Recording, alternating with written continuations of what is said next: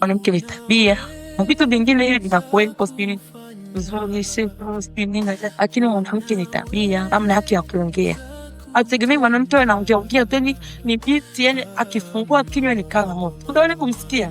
Hategemei kuona mwanamke anarukaruka, yani kuna namna mwanamke anabidi awe, sababu wewe sasa hivi hapo hauna muda mrefu kwenda kuolewa, kwenda kwa mama na kwa mke wa mtu, na namna mwanamke anatakiwa kuvaa, kwa namna mwanamke anatakiwa kuongea, kuna hekima mwanamke anatakiwa kuwa nayo. Mungu anaposema kwamba apataye mtu apate kibali, unafikiri kibali ni nini?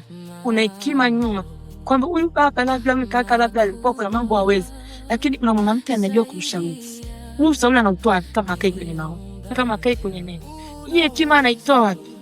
Kwa hiyo ukiwa mwanamke au mama ambaye umejana kama baba, kuna namna unatakiwa umbile. Kuna mtu ukimwona unasema hapana, hii mtu mzima ni miaka mingi, lakini mambo yake bado. Wewe ukasema nitafanya usafi mbele kwangu kama kanisani niweze kufanya. Tuna mashaka.